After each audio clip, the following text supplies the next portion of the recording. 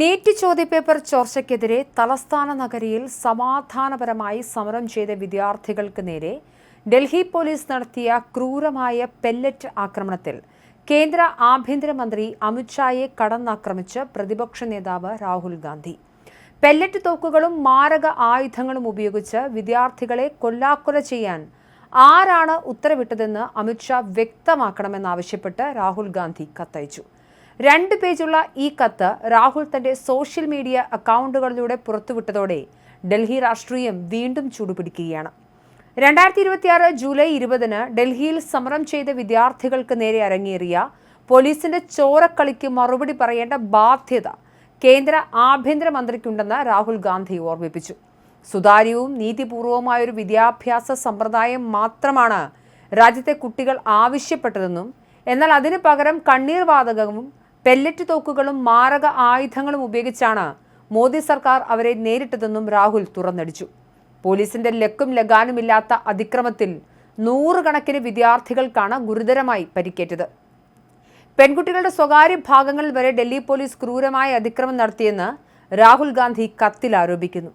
സമാധാനപരമായ പ്രതിഷേധത്തെ അടിച്ചമർത്താൻ ഖാക്കി വസ്ത്രമണിഞ്ഞ പോലീസ് കാട്ടിയ ക്രൂരതകൾ മനുഷ്യത്വത്തിന് നിരക്കാത്തതാണെന്നും അദ്ദേഹം ചൂണ്ടിക്കാട്ടി. മാധ്യമപ്രവർത്തകർ ഉൾപ്പെടെയുള്ളവർക്ക് ഗുരുതരമായി പരിക്കേറ്റതിന്റെ ഞെട്ടിക്കുന്ന ദൃശ്യങ്ങൾ രാജ്യം കണ്ടതാണ്. പോലീസിന്റെ പെല്ലറ്റ് പ്രയോഗത്തിൽ ഒരു കണ്ണിന്റെ കാഴ്ചശക്തി പൂർണ്ണമായും നഷ്ടപ്പെടാൻ സാധ്യതയുള്ള 19-കാരനായ സാഹിൽ ലോച്ചാബ് എന്ന വിദ്യാർത്ഥിയുടെ ഉദാഹരണവും രാഹുൽ കത്തിൽ എടുത്തു പറഞ്ഞു. കഴിഞ്ഞ ദിവസം ഈ വിദ്യാർത്ഥിയെ ഒപ്പം നിർത്തിയായിരുന്നു രാഹുൽ മാധ്യമങ്ങൾക്ക് മുന്നിൽ കേന്ദ്ര സർക്കാരിനെതിരെ തുറന്നടിച്ചത്. ഡൽഹിയിൽ വിന്യസിച്ചിരിക്കുന്ന സുരക്ഷാ സേനയും ഡൽഹി പോലീസും പൂർണ്ണമായും കേന്ദ്ര ആഭ്യന്തര മന്ത്രാലയത്തിന് കീഴിലാണ് പ്രവർത്തിക്കുന്നത് എന്ന കാര്യം അമിത്ഷായെ ഓർമ്മിപ്പിച്ച രാഹുൽ ഗാന്ധി അദ്ദേഹത്തോട് 2 പ്രധാന ചോദ്യങ്ങളാണ് ഉന്നയിച്ചിരിക്കുന്നത്.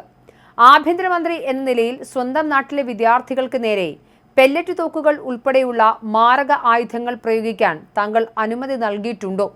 ഇല്ലെങ്കിൽ പിന്നെ ആരാണ് ഈ ക്രൂരതയ്ക്ക് അനുമതി നൽകിയത്?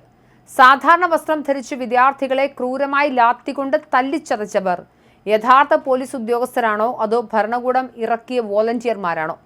ഇത്തരക്കാരെ വിന്യസിക്കാൻ ആരാണ് നിർദ്ദേശം നൽകിയത്? സമാധാനപരമായി പ്രതിഷേധിക്കാനുള്ള അവകാശം ഇന്ത്യ എന്ന ജനാധിപത്യ രാജ്യത്തിന്റെ ആണിക്കല്ലാണെന്ന് രാഹുൽ ഗാന്ധി കത്തിലൂടെ ഓർമ്മിപ്പിച്ചു. പ്രതിഷേധിക്കുന്ന വിദ്യാർത്ഥികളെ സംരക്ഷിക്കുക, ചർച്ചകളിലൂടെ അവരുടെ പ്രശ്നങ്ങൾക്ക് പരിഹാരം കണ്ടെത്തുക എന്നതാണ് ഒരു ജനാധിപത്യ സർക്കാരിന്റെ പ്രാഥമിക ഉത്തരവാദിത്തം. രാജ്യത്തിന്റെ ഭാവി പ്രതീക്ഷകളായ യുവജനങ്ങളുടെയും വിദ്യാർത്ഥികളുടെയും ചോദ്യങ്ങൾക്ക് മറുപടി നൽകാൻ അമിത്ഷാ തയ്യാറാകണമെന്നും ഇന്ത്യയിലെ യുവത്വത്തിന്റെ ശബ്ദം അമർച്ച ചെയ്യാൻ ആർക്കും കഴിയില്ലെന്നും വ്യക്തമാക്കിക്കൊണ്ടാണ് രാഹുൽ ഗാന്ധി കത്ത് അവസാനിപ്പിക്കുന്നത്. വിദ്യാർത്ഥി പ്രക്ഷോഭത്തിന് മുന്നിൽ വിദ്യാഭ്യാസ മന്ത്രി ധർമ്മേന്ദ്ര പ്രധാൻ രാജിവെച്ചതിനു തൊട്ടു പിന്നാലെ അമിത്ഷായ്ക്ക് നേരെ രാഹുൽ നടത്തിയ ഈ കടന്നാക്രമണം കേന്ദ്ര ഭരണകൂടത്തെ കൂടുതൽ പ്രതിരോധത്തിലാക്കിയിരിക്കുകയാണ്.